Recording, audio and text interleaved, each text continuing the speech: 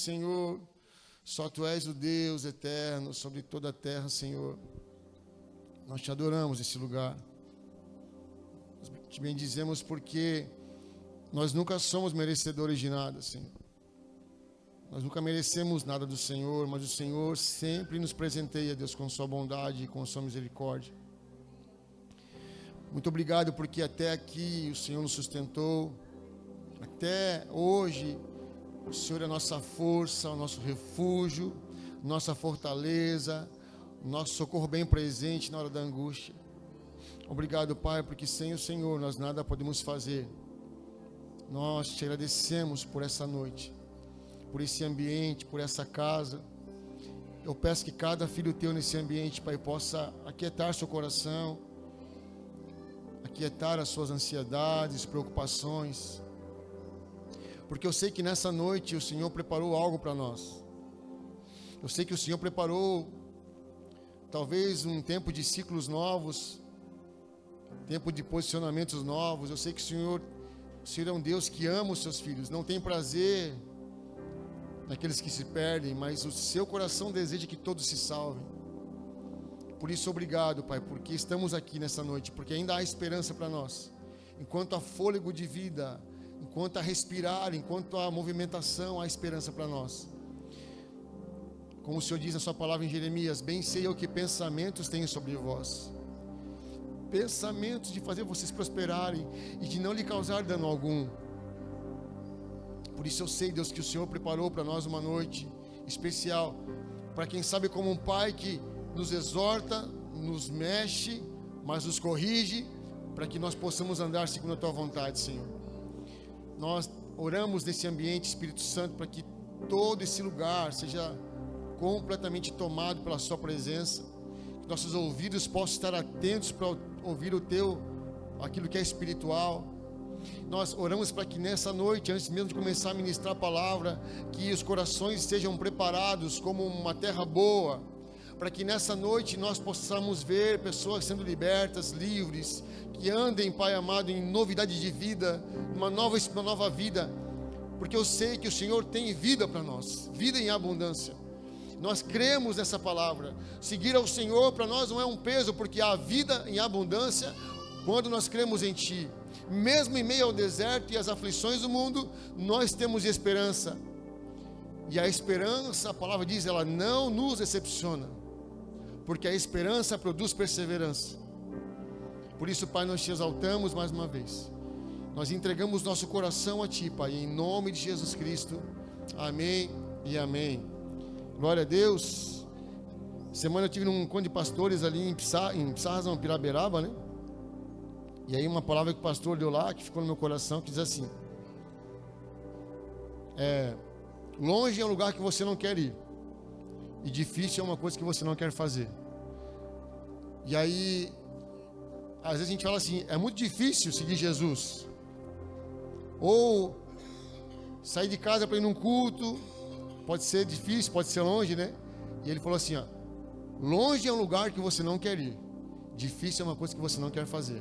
E quando você quer fazer, o longe fica perto e o difícil fica fácil. Sim ou não? É verdade, gente. Por isso, nessa noite, eu sei que você veio aqui. E se você veio aqui, é porque você quis realmente chegar nesse lugar. Você veio com o coração, com expectativa. Como o Isaac falou, né? A gente chegou aqui no começo do culto. Falei: Deus, eu sei que nessa noite tem coisas para acontecer nesse ambiente, destravar nesse lugar. Eu falei: não estão todos aqui. Minha esposa não está, que ela está doente, né? Está meio gripada. Bem gripado, na verdade. E eu falei, fechei os olhos, falei: Senhor, vamos nessa, vamos comigo, vem comigo, Senhor, que eu sei que o Senhor vai mandar as pessoas na hora certa. E quando eu abri os olhos, né, deu um boom aí. Glória a Deus pela sua vida. Você tem convicção que Deus chamou você aqui para mudar a sua história nessa noite, em alguma área da sua vida? Você tem convicção que Deus te colocou nesse lugar? Não foi você que quis vir aqui, mas foi o Espírito Santo que te convenceu a vir, para que você pudesse encontrar algo novo nesse lugar. Eu sei que Deus sempre tem uma mesa posta para nós. Deus sempre tem uma mesa posta para nós.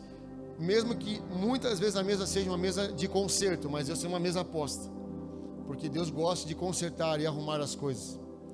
E na mesa do Senhor é um banquete preparado para nós. para que você possa receber. Eu queria falar com você, né, eu comecei aliviando um pouco para você, te dando uma palavra de conforto e consolo, mas faz acho que 3 semanas ou 4 semanas, que Deus tem me levado a ministrar sobre cura. E na semana eu fui no encontro de pastores, né, como eu falei para vocês, foi terça, quarta e quinta, das 10 da manhã às 5 da tarde.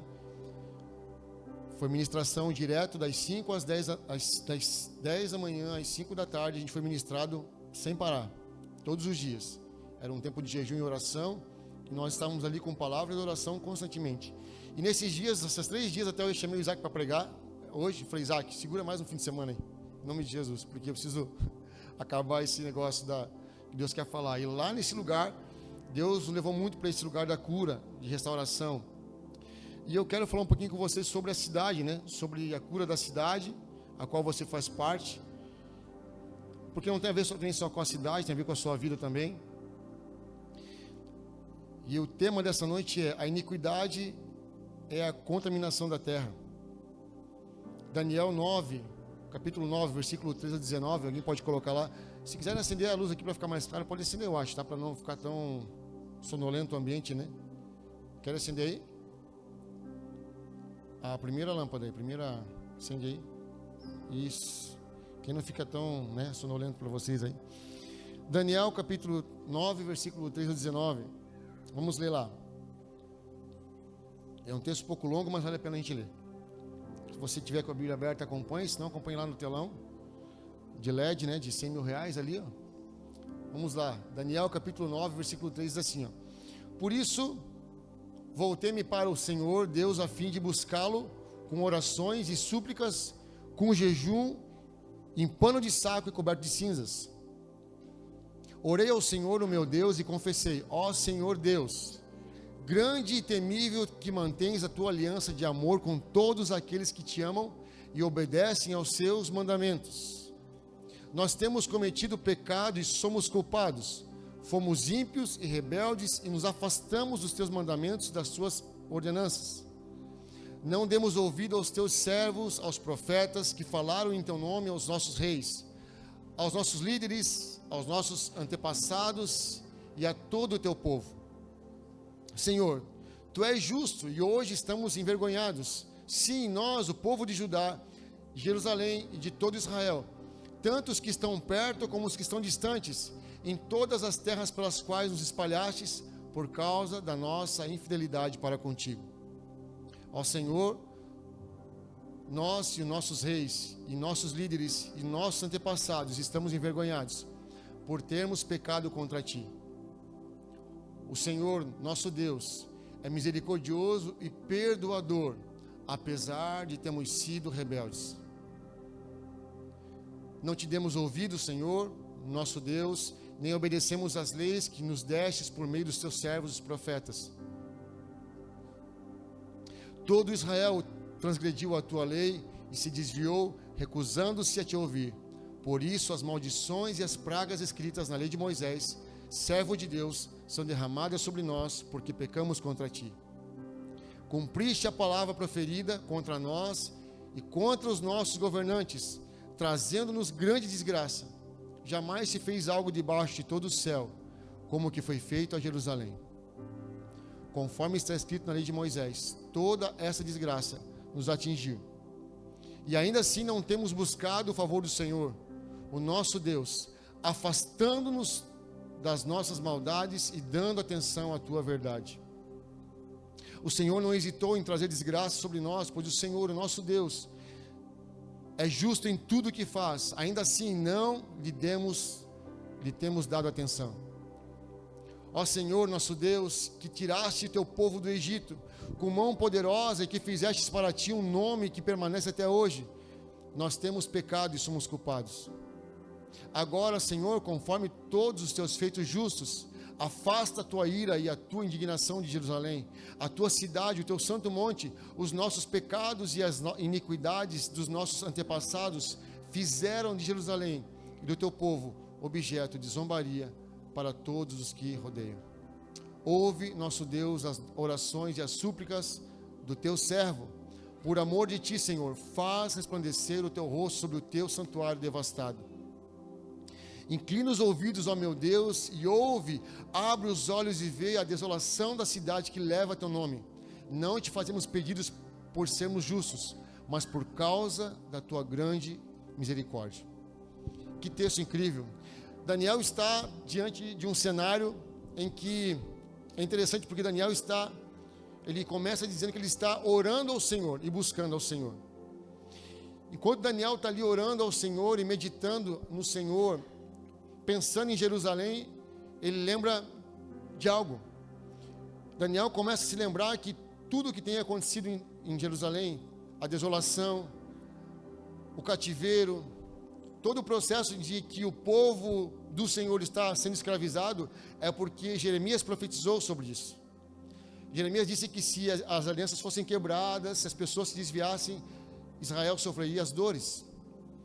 E o interessante aqui é que Daniel é um homem só, que está sozinho, e toda a oração de Daniel fala de um homem que olha para uma cidade desolada, olha para um povo em pecado, lembra das palavras de Jeremias, dos profetas, que ele cita ali, e fala: nós estamos passando dificuldade, porque nosso povo errou.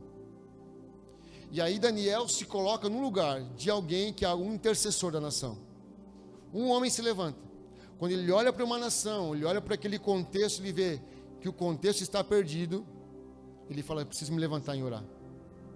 Sabe, a gente lendo Daniel ali, é um contexto de um homem orando por uma nação, mas eu consigo imaginar e consigo ver aquela oração sendo sobre nós também.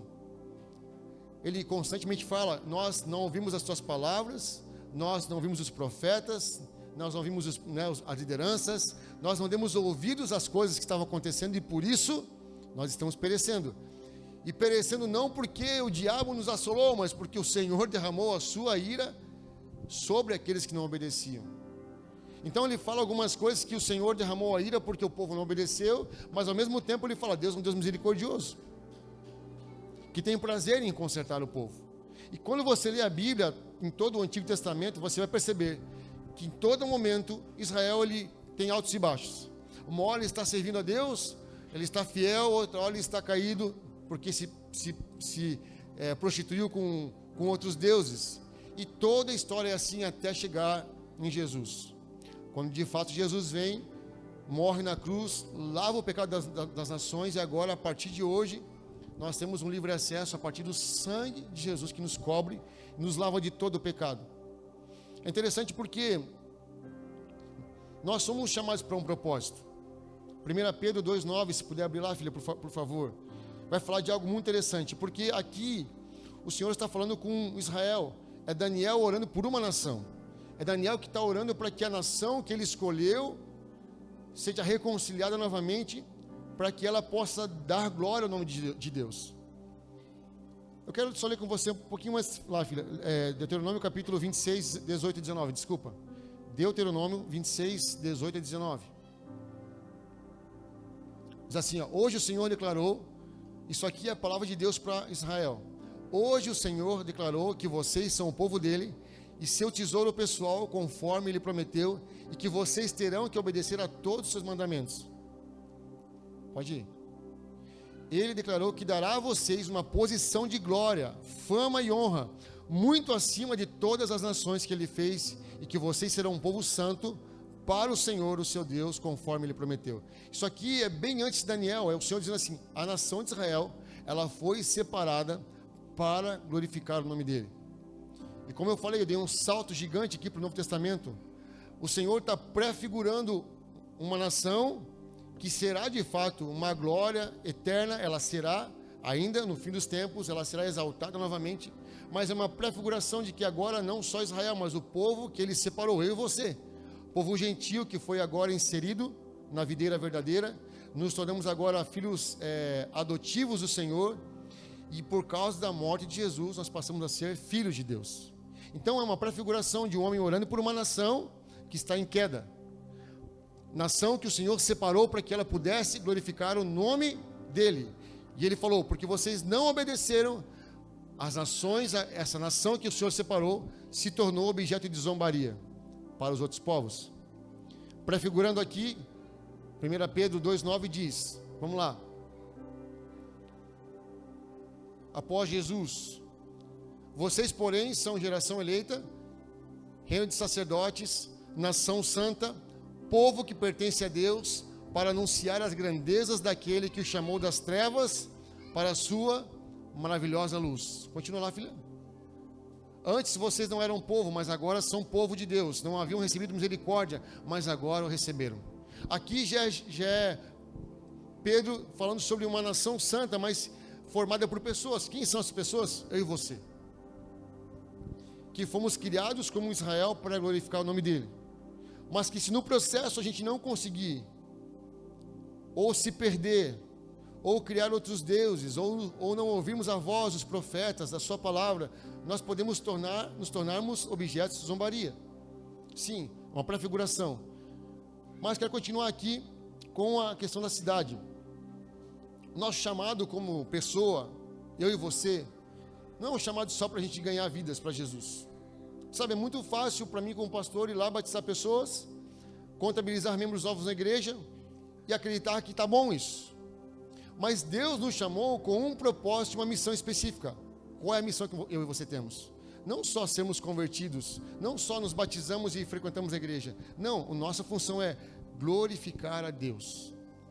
As pessoas precisam olhar para mim e para você e perceberem que eu e você refletimos a imagem daquele que nos chamou. Essa é a função de um filho de um pai genético. A função de um filho é glorificar o pai. A função do filho é ser parecido com o que o pai era, pelo menos. Ou ter uma referência de alguém. É a função mínima que nós temos. E nós sofremos muito no Brasil com um problema grande chamado paternidade. Já falei aqui um tempo atrás. Porque a falta de referência para nós gerou uma geração que não tem referência paterna. E se não tem referência paterna, dificilmente elas vão refletir a glória de Deus. Porque elas se sentem órfãs. Uma geração que é órfã. Mas nós não somos órfãos. Nós temos um pai. Um pai que nos adotou, sim ou não? Todo homem tem problema com paternidade. Em algum momento da vida você teve algum problema com Deus por conta da paternidade, que você não recebeu. Você é um cara mais duro, você é um cara mais introspectivo, você é um cara que não aceita conselho. Todo homem tem esse problema, todo homem tem. Mas aqui, voltando para Israel, né? Se nós não olharmos para isso e entendemos que nosso papel não é só sermos pessoas que carregam o nome, eu sou cristão, mas não refletem a glória de Deus, nós estamos num problema. Mas como nação aqui, como cidade, ontem foi dia 7 de setembro, dia da independência do Brasil, um dia de celebrarmos, né, porque nossa nação se tornou independente. Nós carregamos uma responsabilidade sobre a nação brasileira, sobre o nosso estado e sobre nossa cidade. Nós temos uma responsabilidade, um compromisso, porque nós somos cristãos. Nosso papel qual é? É não só andarmos com uma nomenclatura de alguém que é crente, mas de fato carregarmos a imagem e a semelhança de Deus e manifestar o reino dele na terra. Apresentar para as pessoas um reino que é de paz, justiça e alegria. E sabe que uma coisa que hoje nós vimos nas nações, vimos no Brasil, quero te contar uma coisa bem interessante, talvez você não saiba disso, talvez você não tenha essa identificação. Sabia que Satanás não tem nenhum poder, senão aquele que você dá para ele? Sabe que o diabo não tem nenhum poder sobre você, senão aquele que você dá para ele? Porque quando ele estava no Jardim do Éden, ele não tinha poder sobre Eva e sobre Adão. Quem foi que entregou o poder para ele? Eles entregaram. Gálatas vai dizer assim, que cada um é tentado segundo o seu próprio desejo. A tentação não é pecado, mas quando eu cedo, eu dou para ele uma legalidade, para que ele possa atuar. E na cidade, o que traz poder para o diabo numa cidade é a iniquidade do povo e o pecado da igreja. Quando uma igreja, ela anda em pecado, e quando o povo anda em iniquidade, o diabo tem poder para operar em todo o território. Se a igreja é omissa, se ela anda em pecado, se ela não manifesta o reino de Deus, porque, irmãos, deixa eu te falar uma coisa, tá? Eu sou crente há muito tempo, vou puxar para o meu lado, né? Não existe na terra, nem debaixo da terra, né? Estou brincando aqui, não existe na terra instituição mais poderosa do que a igreja. não tem governo, não tem presidente, não tem líder da ONU, não tem ninguém mais poderoso do que a igreja do Senhor, se ela estiver andando debaixo da obediência. Se uma igreja orar e decretar, a palavra nos afirma assim, que aquilo que você ligar na terra será ligado no céu. Ele fala assim, que onde houver 2 ou 3 reunidos em meu nome, ali eu estarei. Se nós andarmos debaixo da obediência e nós orarmos, irmãos, não há nada, não há diabo, não há demônio, nada pode parar. Por que eu tenho falado muito sobre cura nesse ambiente? Porque nos últimos tempos, Deus tem ministrado ao meu coração sobre a igreja do Brasil todo. Se a igreja brasileira não se colocar num lugar de ser curada por Deus, nós não teremos autoridade para andar. Nós precisamos, eu estava no desfile do dia 7, e eu tenho um coração muito que queima muito por missões. Muito, por jovens, muito. O meu desejo, não é o meu, porque Deus colocou em nós isso. O meu sonho do meu coração, acho que não é meu porque é do Senhor, né? Porque se for meu é pequeno, mas se for dele é grande. Porque o meu sonho, por maior que seja, não é igual ao dele. Então é o sonho dele que ele colocou no meu coração, né? Porque a palavra diz que até a vontade de adorar ele coloca no nosso coração. Então não é sonho meu. Se for sonho meu, vai dar errado. Se for sonho dele, vai dar certo. E eu tenho certeza que o Senhor nos plantou nesse lugar, nessa cidade, nesse ambiente, para a gente tocar jovens aqui. Tocar pessoas, jovens, sabe, manifestar o poder de Deus, ver jovens cheios do Espírito Santo. Eu sei que Deus colocou a gente nesse lugar para isso. Olha para essa escola, meu coração arde. E um dia eu falei aqui, talvez chegue um dia, né, e nós vamos orar para isso acontecer aqui. O culto vai ser lá, que não vai ter espaço para todo mundo aqui. Aí vão dizer, pode fazer o culto aqui no pátio. Ninguém falou amém. Vocês não estão crendo, né? Há alguma coisa impossível para o Senhor? Não. Até porque, se você for andar nessa casa, você tem que sonhar alto, porque você precisa estar com o olho fixo na visão. Porque, como o Isaac falou, a gente vem para cá, para o lugar, para a cidade, talvez você não veja muita coisa acontecendo. Sabe, uma coisa que eu entendi é que, se nós não amarmos o que a gente faz, uma das coisas mais loucas para mim na minha vida é que eu nunca quis sair dessa cidade. Eu vou por aí, vou a alguns lugares, aí o pessoal fala, cara, tu vai para missão? Eu falei, cara, eu não tenho lugar para ir. O meu lugar é essa cidade aqui. Já estou ficando mais velho, estou 44, já está dando, né, o passo está começando a ficar mais lento, a vista já está mais um pouco, já está aqui fazer um espaçamento maior, né, que a letra do celular é pequena, a audição já está um pouco ruim, mas eu digo para o Senhor, o meu coração ama essa cidade. Sabe uma coisa? Eu estou aqui num contexto cidade para você. Você precisa amar muito Jesus, de todo o seu coração. Mas para você ter poder e autoridade para andar nessa cidade, você tem que amar essa cidade. Os jovens da cidade, as ruas da cidade, algo tem que queimar no seu coração, por ver uma geração transformada. Nós precisamos ter um coração que alguma coisa em nós arde. Irmãos, como eu falei no começo, longe é um lugar que você não quer ir. Difícil é uma coisa que você não quer fazer. A coisa que mais me entristece, em qualquer ambiente que eu vou, de igreja principalmente, é ver pessoas fazendo coisas para Deus sem vontade. Irmãos, cara, não faz sem vontade, irmãos. Porque mediante a toda a revelação que nós temos do Evangelho, mediante a tudo que recebemos do Senhor, como pode nós ainda pensarmos em fazer algo para Deus com má vontade? Se nós já temos a revelação do Cristo, se já fomos alcançados por Ele, como que pode não ter paixão em fazer algo que meu Pai quer fazer? Como é que eu posso olhar para uma escola, para uma rua, para uma igreja que tem um trabalho, como eu posso não amar isso aqui, se eu sei que Ele ama? Como eu não vou amar ministrar um louvor, como eu não vou amar estar aqui cantando canções, como eu não posso amar isso, irmão, se eu não amo isso, não tem poder e autoridade para fazer. A nossa cidade, essa cidade, a nossa nação, se você é alguém que fala mal da nação, que amaldiçoa a cidade, que isso aqui não presta, não vai para frente, irmãos, você não tem autoridade para falar em nome de Deus. Pare de falar.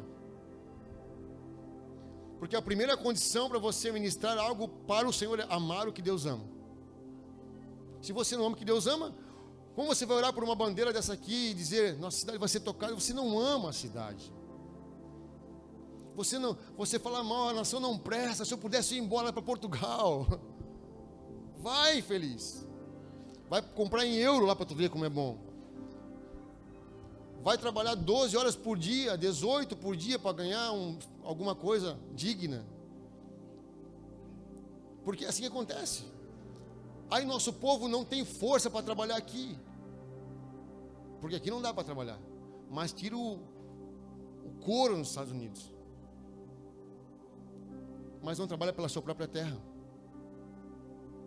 Não busca pela sua própria nação. Não abençoa a sua cidade. Sabe? Não abençoa a sua igreja, às vezes, a sua casa física, família. Não abençoa a sua comunidade, não abençoa a sua igreja, porque você não tem paixão por aquilo que você faz.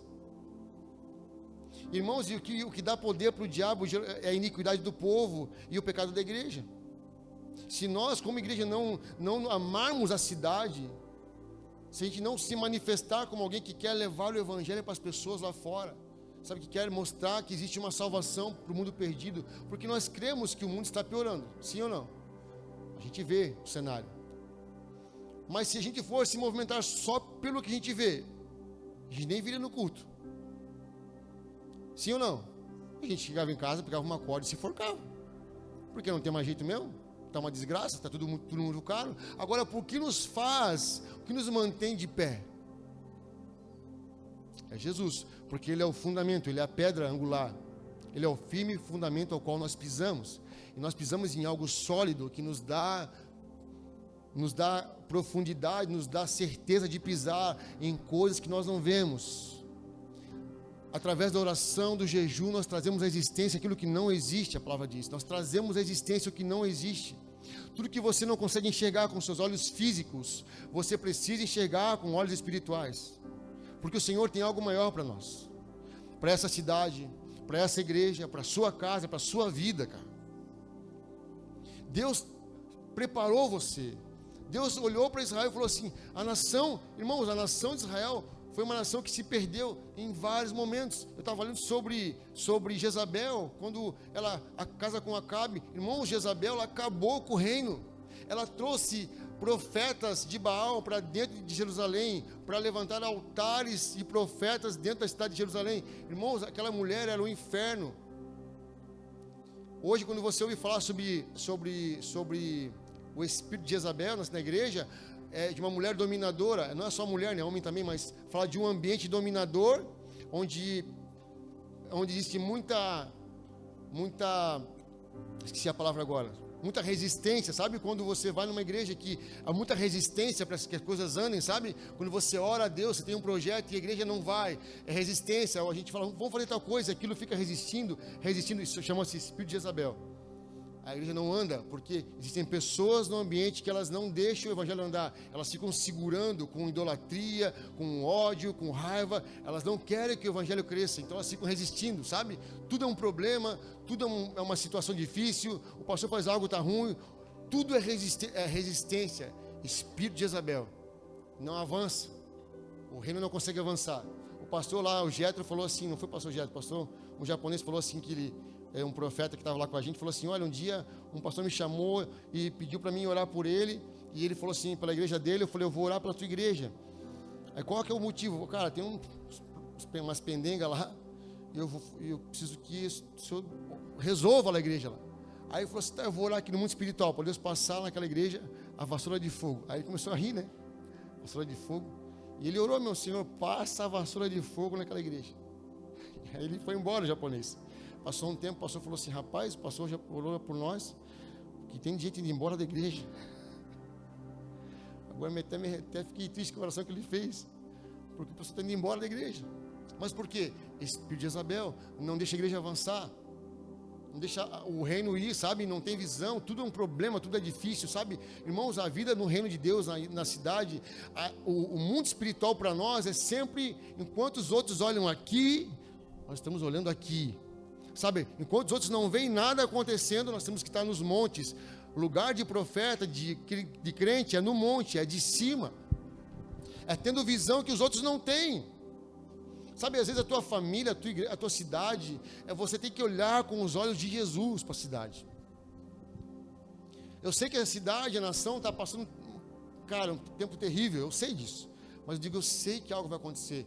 Talvez não mude como a gente imagina, Maju. Sabe, que fique tudo bom, sabe, que as coisas... Mas talvez um avivamento poderoso vai se levantar nesse tempo.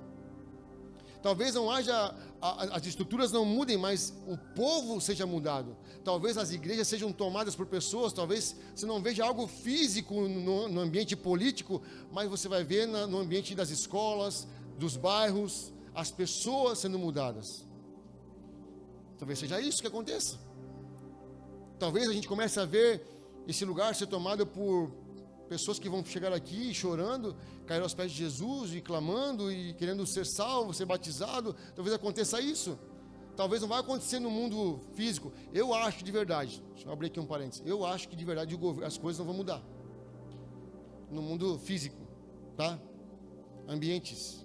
Eu acho que o que vai acontecer vai ser isso que eu falei agora para você. Os moveres de Deus vão começar a tomar e talvez por conta do reino de Deus sendo manifestado, haja uma mudança na sociedade. Porque como pode, se houverem 10 cristãos que andam em retidão, são sábios, são pessoas honestas, estarem no ambiente de trabalho e não haver mudança no trabalho? Tem que ter, né? Se trabalhar 10 cristãos num lugar público, tem que ter mudança, sim ou não? Tem que ter honestidade, tem que ter limpeza, organização, tem que ter, né? É o mínimo que tem que ter. Porque há autoridade, porque aonde o servo de Deus chega, ele muda o ambiente. Nós temos que ser pessoas que onde a gente chega, haja mudança de ambiente. Hebreus 12, capítulo 1 a 4, diz assim. Eu quero correr porque eu quero acabar rápido, quero ter um tempo de oração com você. Hebreus 12, de 1 a 4, fala assim.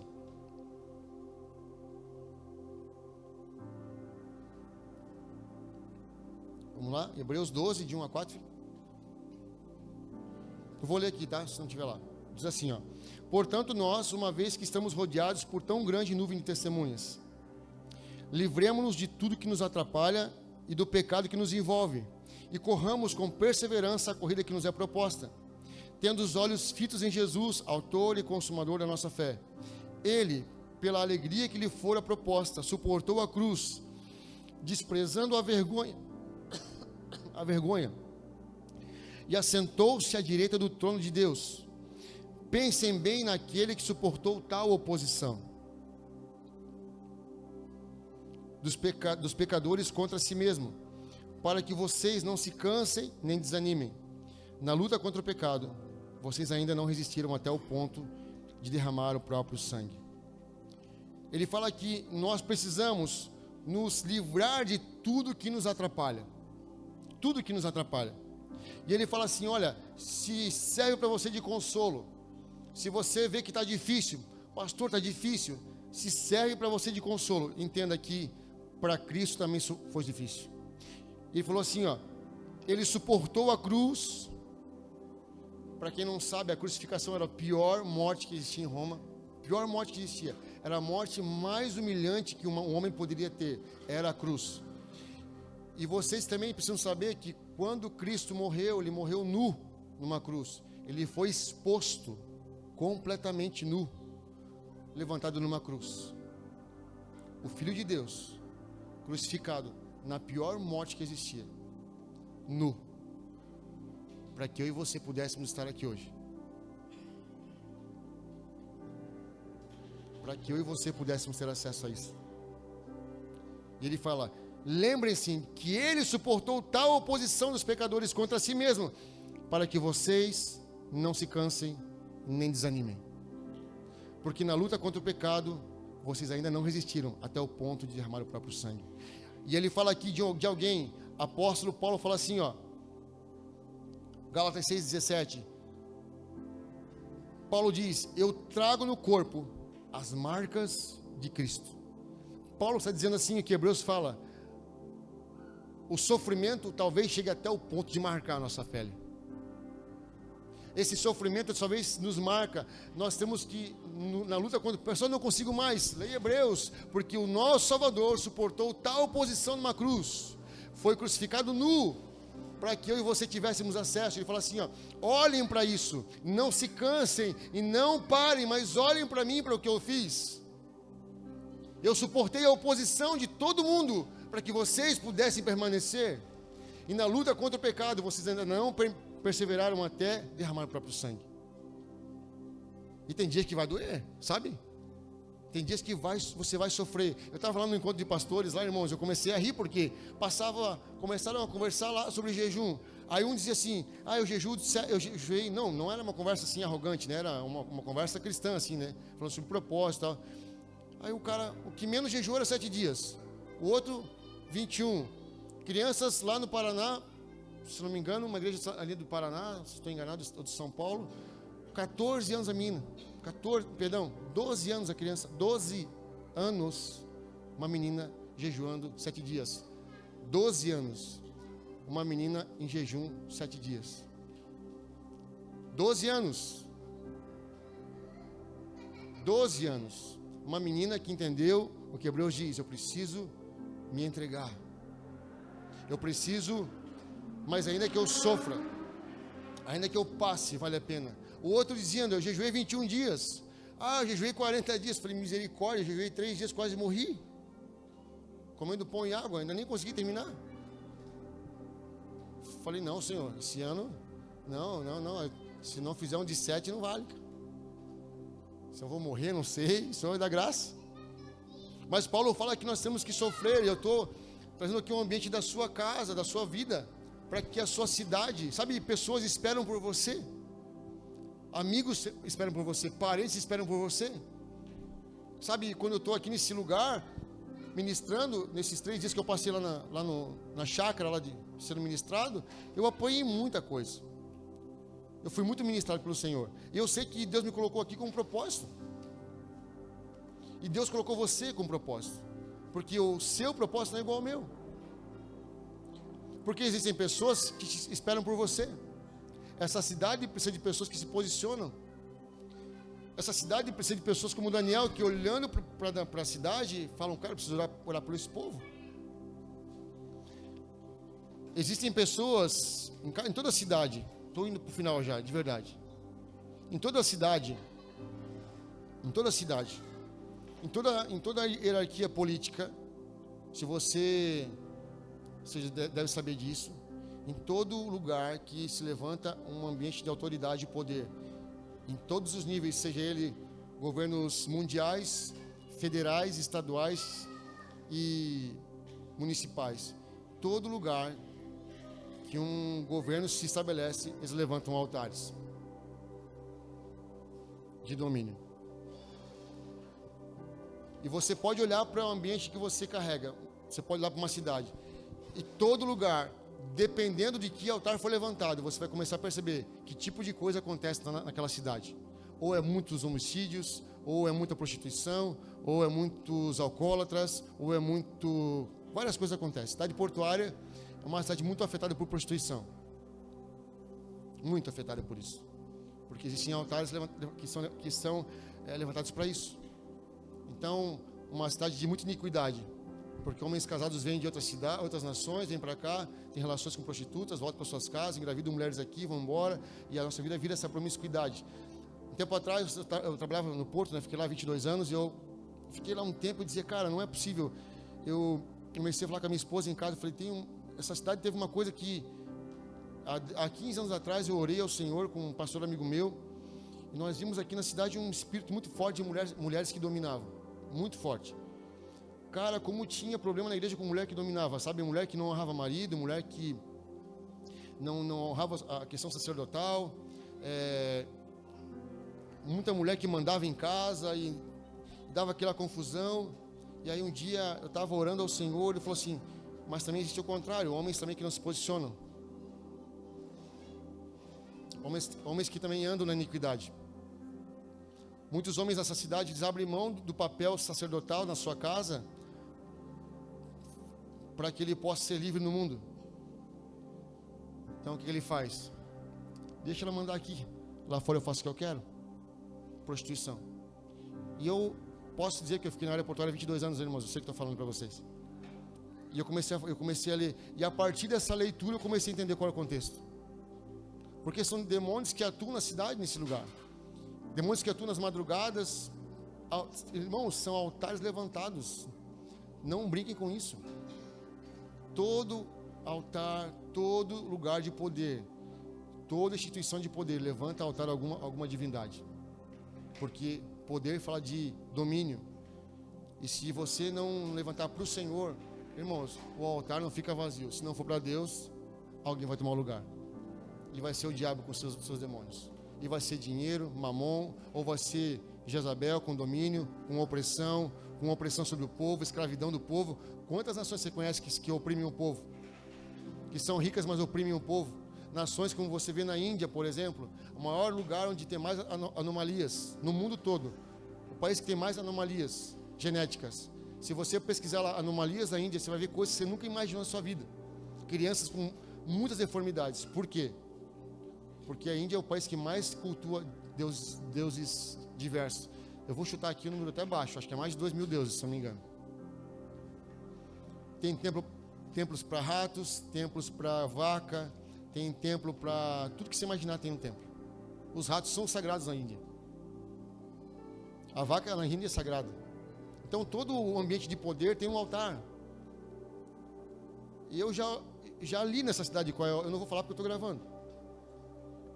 Mas eu já li nessa cidade alguns altares que existem aqui. Domínios sobre a cidade. Nossa cidade, por que nós temos tanta dificuldade com sacerdote nessa cidade? Homens que se posicionam. Quem é a nossa padroeira?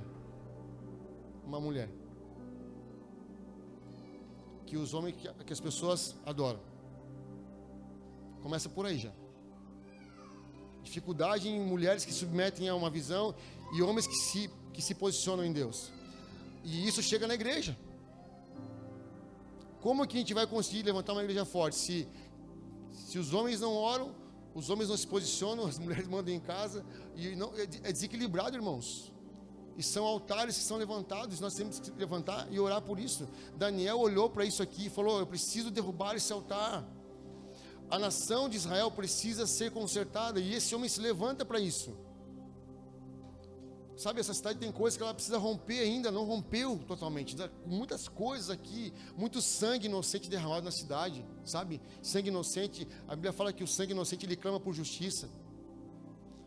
Uma escravidão, quando foi colonizada essa cidade, muitas coisas que não foram remidas em Deus e na nossa própria vida também. Porque eu preciso ser remido. Sabe, irmão, para mim ministrar aqui nesse lugar, pode ser para uma, pode ser para 1.000 pessoas. Se eu não tiver remido, irmãos, eu não tenho autoridade para falar. E eu vou te falar, eu vim para ministrar essa palavra aqui hoje, e foi um dia hoje foi assim, ó, chegamos aqui para ministrar e o ambiente estava difícil. Falei, eu sei que está difícil o ambiente. O som ficou ruim, o violão ficou ruim, mas eu sabia que eu ia ministrar, né? Eu falei, tá tranquilo.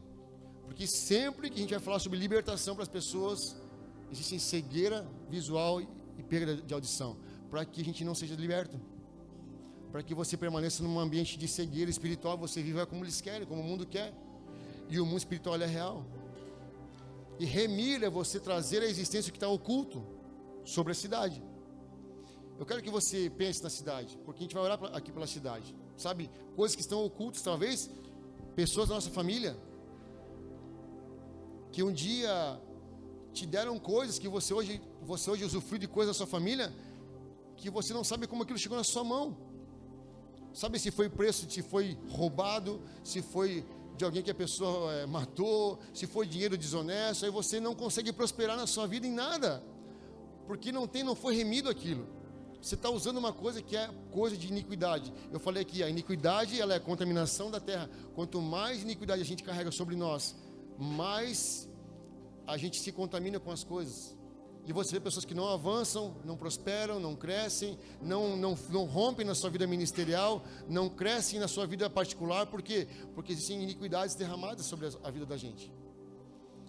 Eu preguei aqui na semana passada, vocês ouviram sobre o amor de Deus. Eu falei que nós não temos maldições sobre nós. Maldição hereditária para mim não existe. O que existe são legalidades espirituais que são abertas e nós não fechamos. estava conversando hoje com o Bebeto lá na praia, no batismo, né? E nós começamos a falar sobre moto. Estou acabando de verdade. E aí ele falou das motos a gente começou a falar sobre as motos aqui da cidade, daquele tempo lá, né? Que ele teve moto. E aí começamos a contar quantas pessoas morriam nas motos. Ele falou, teve uma moto que ele contou que morreram quantas pessoas, Bebeto? 17, né? Não, 7, desculpa, eu já aumentei para 10. 7 a 8. Uma moto matou 8 pessoas. Ele contou para mim, não, porque lá no Detran a gente foi ver, teve um acidente assim, o cara morreu. Assim, ele foi contando. Eu falei, cara, como é que uma moto mata 8 pessoas? Uma coisa que é para... Mas é porque são coisas que não foram remidas, talvez não... Você entendeu o que eu estou falando para você? Você tem uma vida que não tem paz na sua casa, porque nós temos que chamar esse lugar de purificar o que Deus nos deu. Como Daniel fez, ele se levantou para o povo, um homem se levantou. E aqui o contexto fala que um homem, Daniel, ele começou a orar pelo pecado de todo o povo. Quer dizer, o povo estava em pecado, mas um homem se levantou e pediu perdão por todo o povo. A oração de Daniel, ela mudou a história de Israel. Eu vou ler a segunda parte lá vou acabar de verdade. Daniel, capítulo 10, vai falar assim, eu vou só para o final lá. Daniel, do capítulo 10, do 11 em diante, fala assim. Vai colocar aí, filha? Diz assim, ó. Aqui a gente estava no versículo 9, que foi quando Daniel olhou pela janela e orou pela nação. Ele entendeu o que estava acontecendo com Israel. Agora já no 10. Ele disse, Daniel, você é um homem muito amado. Aqui é um anjo que apareceu para Daniel. Você é um homem muito amado. Preste bem atenção no que eu vou dizer. Levante-se, pois eu fui enviado a você. Quando ele me disse isso, pus-me em pé, tremendo. Aqui é um anjo que veio falar com Daniel, tá, gente? Pode ir. Ele prosseguiu, não tenha medo, Daniel. Desde o primeiro dia em que você decidiu buscar entendimento, ele está falando de buscar, Daniel queria saber o que estava acontecendo com Israel. Ele falou, eu vou orar para que Deus mostre para mim o que está acontecendo. Desde o primeiro dia em que você decidiu buscar entendimento e se humilhar diante do seu Deus, as suas palavras foram ouvidas. E eu vim em resposta a elas. Vamos lá.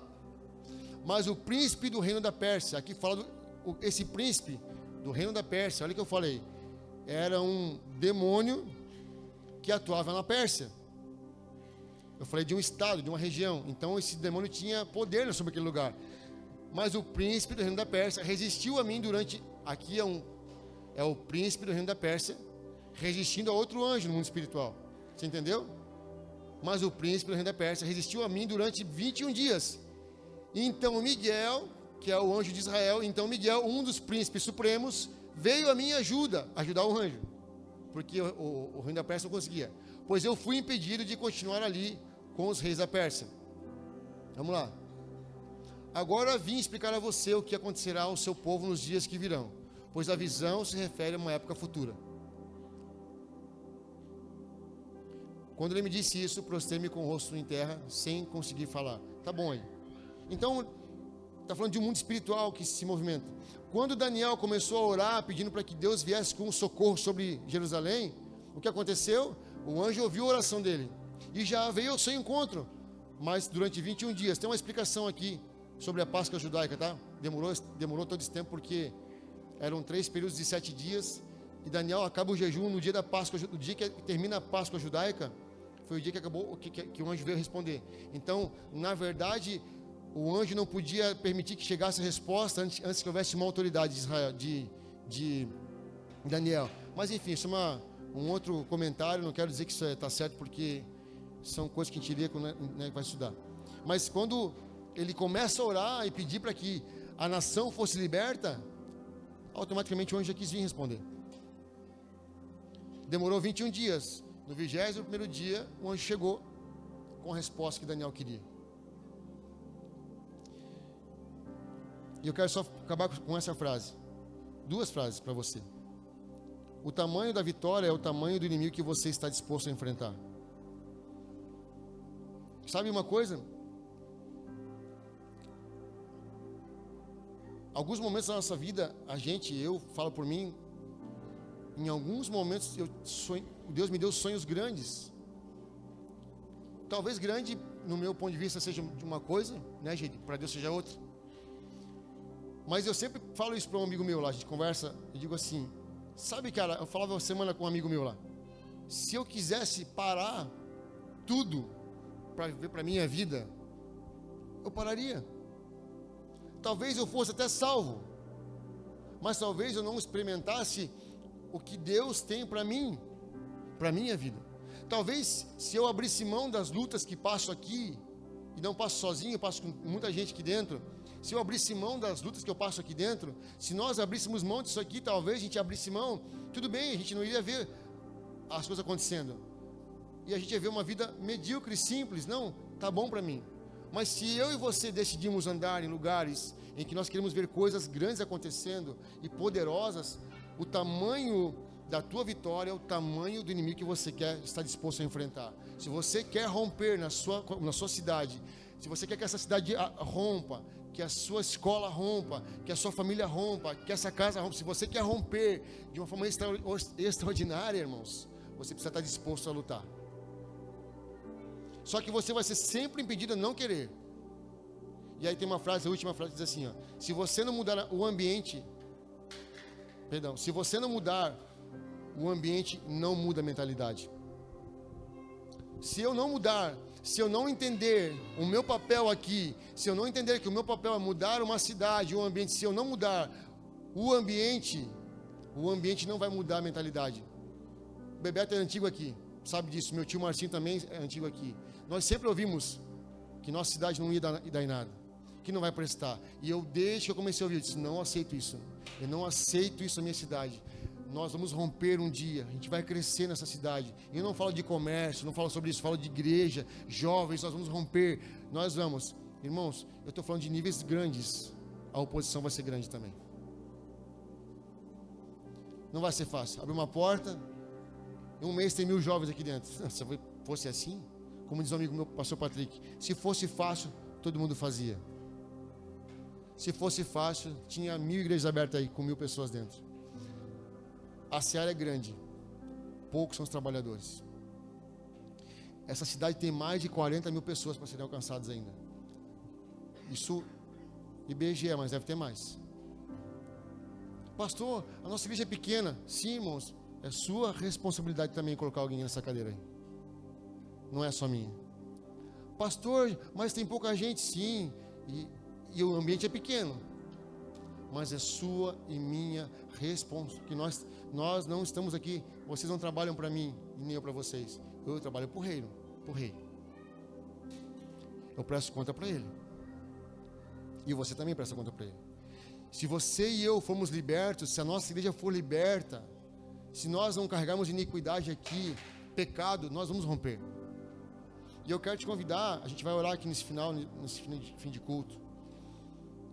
Eu falei hoje pro Túlio, né, pra Melanie e pro Luan. Cadê o Luan? Tá lá atrás. Hoje o Luan se batizou, a Melanie também.